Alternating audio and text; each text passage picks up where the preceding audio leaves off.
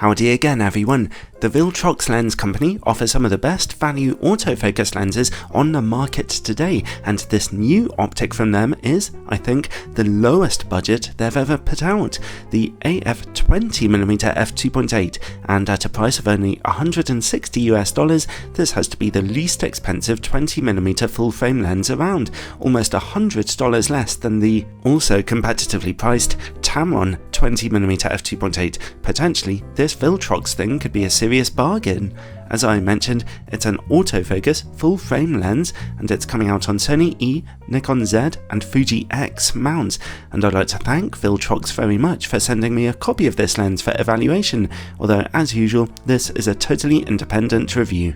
I think 20mm on full frame is becoming the new 24mm, and that is a wonderful thing in my opinion. 20mm lenses are getting far more common now, and one or two manufacturers have even designed new zoom lenses starting at 20mm instead of 24, a trend which I'm sure will continue, and there are good reasons for this. The extra wideness of 20mm is helpful for video makers, especially if they have to deal with cropped footage or are shooting with digital stabilization.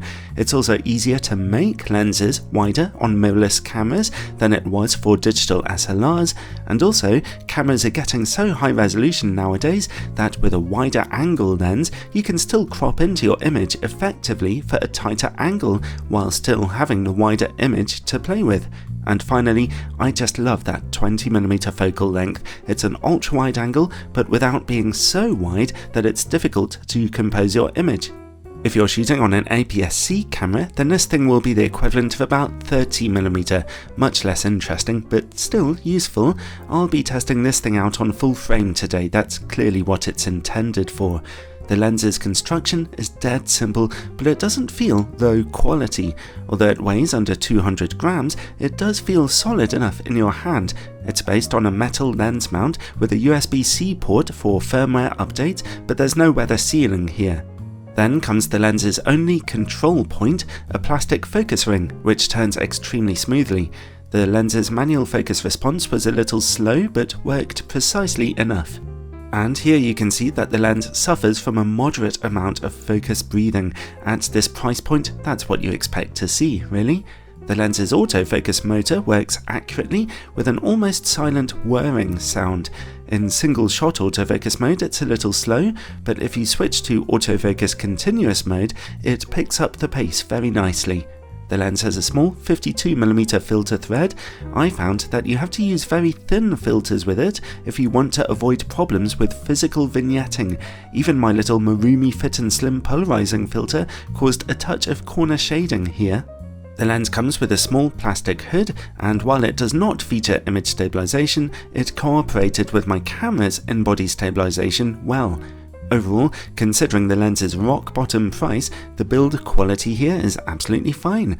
So let's take a look at image quality. I'll be testing it today on a Sony a7R III camera with its 42 megapixel full frame sensor.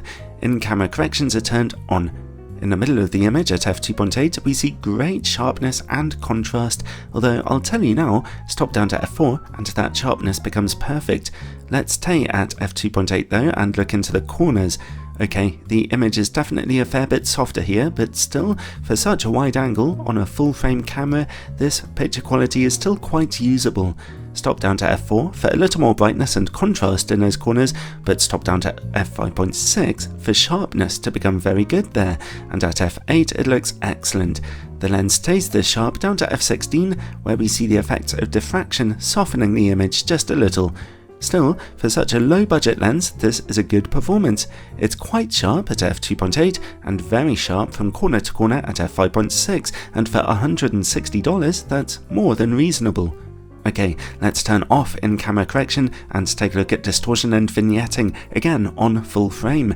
We are definitely seeing a bit of a weird, warping, moustache pattern of distortion here, although I've seen worse. Vignetting though at f2.8 is very heavy. At f4 and f5.6, that corner darkness is pushed into the edges, but still, it's pretty bad, and doesn't get any better if you stop down further. The lens can focus down to 19 centimeters, pretty close, although it lacks the half macro ability of the competing Tamron lens that I mentioned at the beginning. Anyway, the close-up image quality remains reasonably sharp at f2.8, but stop down to f4 and it becomes very sharp again. Let's see how the lens works against bright light. We see mild glaring around the light source here, a fairly unobtrusive purple flare, and a stronger white flare when bright lights are at the edge of the image, so using the lens's hood might be helpful here.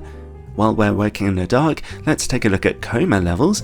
Bright points of light in the image corners see a little smearing at f2.8, but not as much as I'd been expecting, and at f4 it's gone.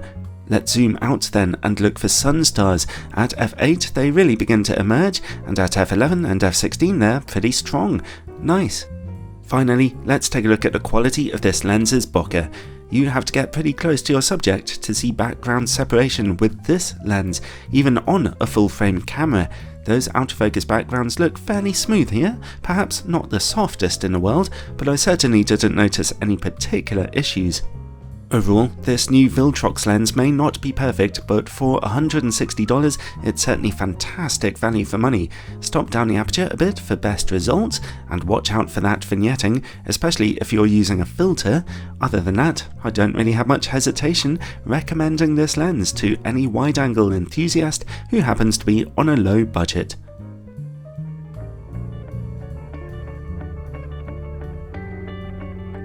Thanks for watching everyone. Gah, I could test 20mm lenses all day. I love those things, and I also love and appreciate all my supporters over on Patreon. They make a big difference to me keeping this channel going, and I also like making all kinds of exclusive bonus content for them, including special videos and early access. Check it out in the description below, and ciao for now, everyone.